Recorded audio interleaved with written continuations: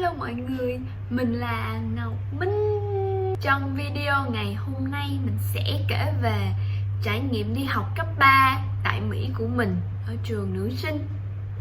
Hy vọng nó sẽ giúp ích cho một vài bạn. Let's go!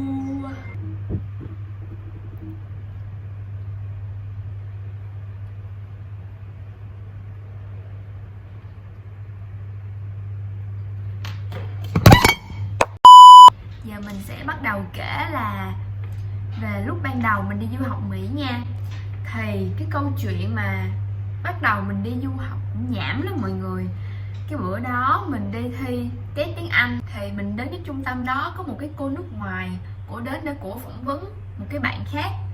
Thì mới đầu mình cũng không có biết gì hết, xong rồi cái chị trung tâm, chị đó mới nói với mình là em muốn vô phỏng vấn thử sức không, kiểu nếu mà cô đó thấy em đủ năng lực thì cô đó có thể sẽ cho em vào những cái trường cấp 3 ở bên Mỹ mà được giảm học phí, được hỗ trợ tài chính á.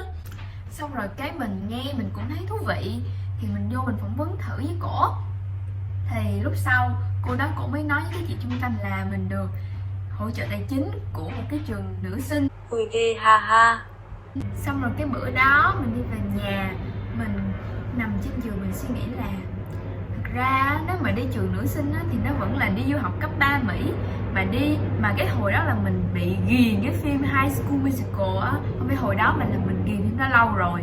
Mình kiểu đam mê, mình thích. Trời ơi sao mà cái phim đó làm cho mình nghĩ đi du học Mỹ giống như là nó vui, nó toàn là chơi, rồi nó sẽ tham gia mấy cái hoạt động như ca múa hát hò, không có học cái bao nhiêu hết á. Thì trong 1-2 tuần thuyết phục, ngày nào cũng nói thì ba mẹ mình cũng đồng ý cho mình đi. Thì đó, thì lúc đó là đã tháng 7 rồi nha. Mà trường mình là nhập học là tháng giữa tháng 8 là nhập học rồi, là mình chỉ có 1 tháng rưỡi để chuẩn bị hồ sơ mua vé máy bay để bay qua Mỹ thôi. Thì trong 1 cái tháng rưỡi đó ba mẹ mình đâu có phỏng vấn visa qua kịp với mình đâu. Nên hồi đó mình nhiêu tuổi ta? 15 tuổi. Mình đã phải qua Mỹ một mình lần đầu tiên. Nói chung là một cái cuộc sinh tồn á, người ta gọi là sinh tồn đúng không? Một cái cuộc sinh tồn ở bên Mỹ mà mình đã gọi là phép màu của vũ trụ, mình đã lết được qua bên Mỹ mình ơi. Xong mình đi vô trường mình đặt chân xuống trường, cái thứ đập vào mắt mình đầu tiên đó chính là một cánh đồng bắp và nhìn xuống dưới chân là một ụ cứt ngựa. They ask you how you are, you just have to say that you're fine when you're not really fine, but you just can't get into. Bao nhiêu viễn cảnh của mình về nước Mỹ hào nhoáng, nhộn nhịp, sôi động như là New York nó bị đạp đổ hết. Đó không phải là một cú sốc lớn nhất đâu mọi người. Cái cú sốc lớn nhất là lúc mà mình qua bên trường, ai nói cái gì với mình cũng kiểu lúc đó mình cảm giác là cái đầu mình nó được một cái lớp bảo vệ. Ai nói cái gì nó cũng như vậy nè. Cái nó đi luôn. Mình không hiểu gì hết trơn trụi luôn. Và xong rồi mình vô mình phải làm một cái bài thi xếp lớp. Thì đó là một bài thi toán thôi. Thì lúc mà mình làm bài á, những cái kiến thức đó mình đã học hết ở Việt Nam rồi. Nhưng mà mình không biết viết ra cái bài giải. Giống như là mình đọc cái bài đó là mình hiểu cách giải, nhưng mà mình không có biết dùng cái chữ để giải thích. Lúc sau báo kết quả thì mình vô cái lớp toán dễ nhì trong cái trường. Nhưng mà may gọi là trong cái rủi có cái hên là mình đã học những cái kiến thức đó rồi, nên mình chỉ cần hiểu những cái thuật ngữ đó với lại luyện cái khả năng nghe ngu ngốc của mình là mình đã có thể hiểu bài rồi. Đó là qua cái chuyện viết đọc của mình đi nha. Xong rồi cái lúc mà mới qua á, trường mình nó ăn dạng buffet á, có nghĩa là bạn xuống cái dining hall, bạn thích ăn cái gì cũng được. Nó có một cái quầy đồ ăn nóng, quầy đồ ăn lạnh, phải quầy xà lách, xong rồi quầy bánh kẹo, bánh ngọt. Nói chung là nó như là một thiên đường á. Xong rồi mà đồ ăn hàng ngày nó mỗi khác nhau nha. Trời ơi, lúc mà mình qua mình còn có suy nghĩ là ta đã đóng tiền rồi, ta sẽ ăn hết cái đống này, ta sẽ ăn bù lại tiền ba má ta đóng. Mình nghĩ vậy mọi người. Mỗi bữa ăn là mình quất 2-3 dĩa mà một chồng dĩa vậy nè. Mấy bà ở trong canteen á, mấy bà kiểu sao cái con này nó ăn nó lấy gì mà dữ vậy. Mình cũng sốc luôn mà. Một tháng đầu tiên mình qua mình đã tăng 5 kg. Oh my god. Wow. Nói chung các bạn thân yêu, ai mà thích ăn như mình thì hãy nhớ là vui thôi đừng vui quá. Mà một điểm mà mình siêu thích ở trường mình đó là do cái trường của mình nó gắn liền với cái ký túc xá, nên tụi mình đi học chỉ có mất 5 phút thôi. Bởi vậy mà là trường nữ sinh nữa nên nó siêu thoải mái. Tụi mình á, có mấy đứa bạn mình nó 8 giờ rưỡi đi học đi thì 8 giờ 25 nó mới ngủ dậy, xong rồi cái nó không đánh răng rửa mặt gì hết, nó mặc đồng phục vô cái nó bay đi học luôn. Xong rồi đến cái lúc mà mình đăng ký học thể thao á thì lúc đó mình mới biết là trường mình nó có đến 10 mấy lớp thể thao lận, 10 mấy 20 cái môn thể thao. Có nghĩa là bạn thích chọn môn nào bạn chọn. Bạn thích đá banh, bóng chuyền, bóng đá, bóng rổ, bơi, tennis, cái gì cũng được. Nhưng mà bên cạnh những cái môn phổ biến đó, trường mình còn có lái máy bay trực thăng, bắn cung và cưỡi ngựa. Trời ơi, thì hồi đó mình là cái đứa, không phải hồi đó nữa mà lúc nào mình cũng là cái đứa lùn nhất trường. Thì mình đâu có bị mình đâu có tự tin đến nỗi mà mình đăng ký những môn như là bóng rổ, bóng chuyền hay gì. Trời ơi, người ta đè chết mình sao. Nên mình đăng ký môn bắn cung. Qua môn chay. Bắn cung giỏi có nghĩa là bắn trúng chuyên thừa. Anyways, bỏ qua đi ha. Giờ mình sẽ nói lại chủ đề học tập của mình bên Mỹ nha. Nãy giờ ngồi kể ba chuyện gì đâu mà. Thì ở bên Mỹ, như các bạn đã biết, mình kỳ vọng nó giống như là trong phim High School Musical, đúng không? Cái qua bên đó hả, mình học bài SML. Ở bên đó có một số môn hả là 50% điểm trung bình của môn đó là điểm bài tập. Nên giáo viên trường mình cho bài tập rất có tâm. Người ta cho siêu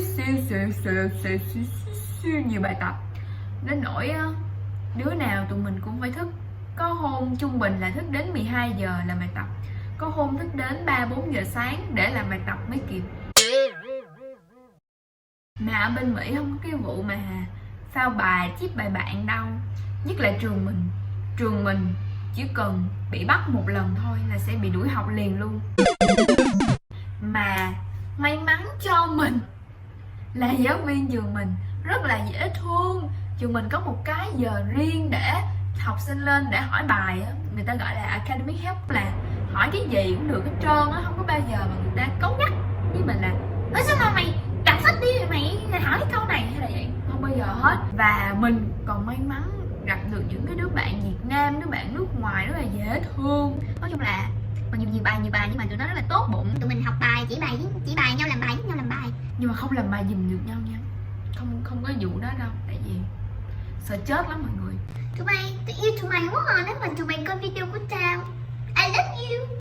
And Rina, if you're watching this video, I just want to say that Sarah. Stop it. Get some help. Mình có quên gì không? Còn một ý nữa. Học trường nữ sinh, các bạn biết một cái điểm trường nhẹ ở trường nữ sinh là gì không? Đó chính là vào cuối năm tụi mình đứa nào cũng có một cái thùng, không phải một cái mà là siêu nhiều cái thùng đồ và một cái tủ lạnh mini, mà cái thứ nào nó cũng nặng cỡ mấy chục ký đó. Tụi mình phải xách nó từ cái ký túc xá, xách nó từ cái phòng của tụi mình tiếp lên cái phòng storage. Thì sau những cái cuộc di cư di dân như vậy thì chúng ta được rèn luyện sức khỏe, đúng không? Thì nói đến đây mình xin trả lời cái câu hỏi mà các bạn đã nấu hỏi mình từ đầu video. Đó chính là học ở trường nữ sinh có vui không? Học ở môi trường nào cũng sẽ có cái ưu điểm nhược điểm, đúng không? Thì học ở trường nữ sinh được cái là tụi mình rất là thoải mái. Nói chung là cái mà mình thích nhất ở cái trường mình đó là cái community của cái trường mình.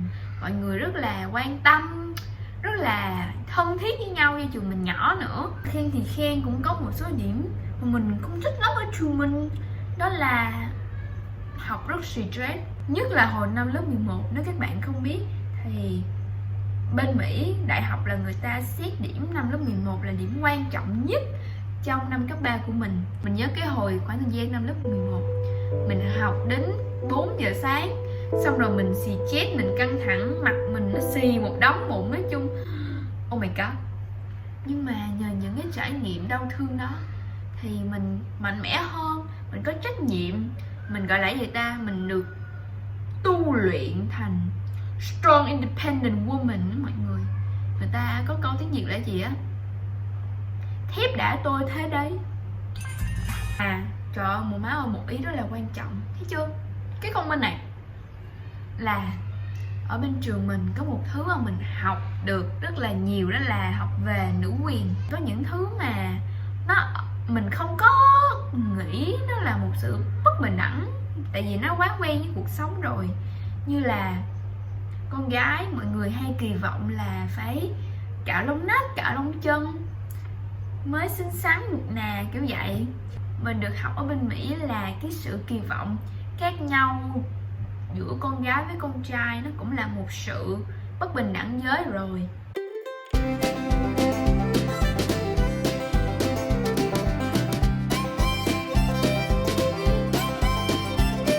Cảm ơn các bạn nhiều vì đã coi đến đây. Hẹn gặp lại các bạn trong những video sau. Bye bye.